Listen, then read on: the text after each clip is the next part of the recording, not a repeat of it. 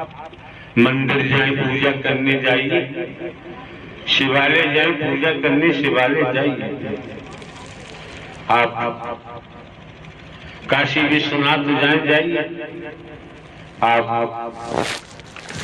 मथुरा वृंदावन जाए, हरिद्वार जाए, आप जाइए, केदारनाथ बद्रीनाथ जहां भी आपकी मर्जी है जाए, जाते होंगे।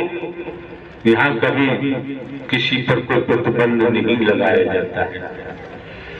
और आप ये भी जानते हैं, हमारे द्वारा अनेक बार कहा गया है, आप राम जी की पूजा करें, आप स्वतंत्र हैं। आप शंकर, ब्रह्मा, विष्णु, राम, श्री कृष्ण, देवी दुर्गा, हनुमान जी, काली, गणेश जी, उनकी पूजा करें। यहाँ कोई रोड़ा तो है नहीं, न व्यवधान डाला जाता है। आप अपने जीवन को संचालित करने के लिए स्वयं जिम्मेदार हैं। आप अपने जीवन को किस दिशा में ले जा रहे हैं, आप भली बात समझ सकते हैं।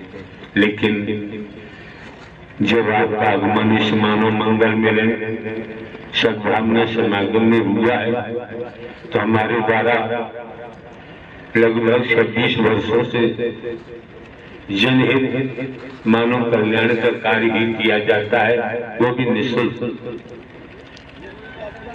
मानवता का ही फाउंडेशन रखा है।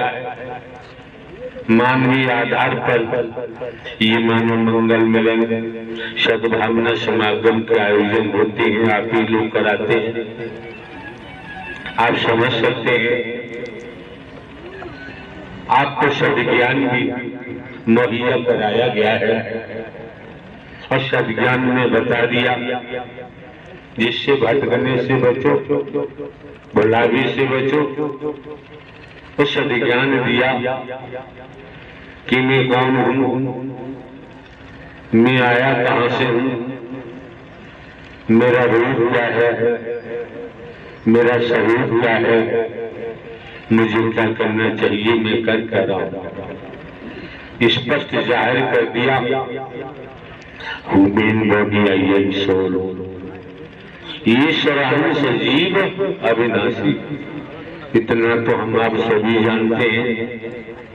ब्रह्मांड की रचना करने वाली कोई ताकत है, कोई पावर है, कोई शक्ति जो दिखाई नहीं देती, दिखाई भी देती है।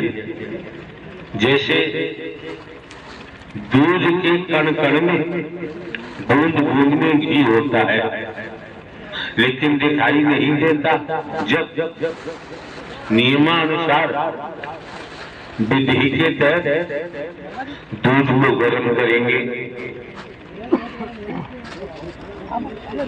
उचित डिग्री पर जामन डालेंगे, दही बनेगा। दही को मथेंगे तो लौनी निकलती है। आपकी भाषा में मक्खन कह दो, लौनी निकलती है। उस लौनी को लेते हैं, कढ़ाई चूल्हे पे रखते हैं, लकड़ी जलाते हैं, लौनी को कढ़ाई में डालते हैं, तपाते हैं। कुछ देर के बाद जो कुछ गंदगी होती है जलकर कढ़ाई के तले से चिपक जाती है और घी निकल के सामने तैयार दिखाई देता है। इसी प्रकार देखने के लिए ये मानव मंगल मिलन सद्भावना समागम आपके सम्मुख है। अंश के बतौर देखे एक नूर से सब जग उपजा, सभी में एक ही नूर समाया है, ना कोई गरीब ना बेगाना है। इस ब्रह्मांड में अपना कोई दुश्मन है ही नहीं। अगर दुश्मन है तो हमारे विकार है, व्यसन है। एक नहीं अनेक व्यसनों में हम डूबे हुए हैं। विकारों में डूबे पड़े हैं। अब ये कपड़े गंदे हैं और इन गंदे कपड़ों को गंदे नाली के पानी में भिगोकर जब साबुन लगाएंगे, सर्फ लगाएंगे, तो निश्चित है साबुन सर्फ में प्लास्टिक सोडा की मात्रा होती है। कितना ही रगड़ो वस्त्रों को, आपके हाथ कट सकते हैं, गल सकते हैं, कपड़े का धागा हो सकता है। गंदे नाले में भीगे हुए कपड़े साबुन लगाने के बाद भी साफ होने वाले नहीं। अगर उन्हीं गंदे वस्त्रों को शुद्ध जल में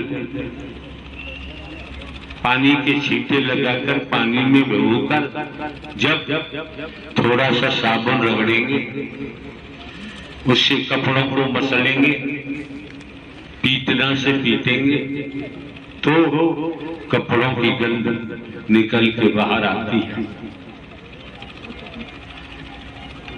और फिर वही शुद्ध पानी जल डालेंगे और गंध निकलेगी। बाल्टी में कपड़ों को भिगोएंगे, निचोड़ेंगे तो गंध निकलेगी। कई बार शुद्ध जल में कपड़ों को डुबो कर निचोड़ेंगे, तब पता चलता है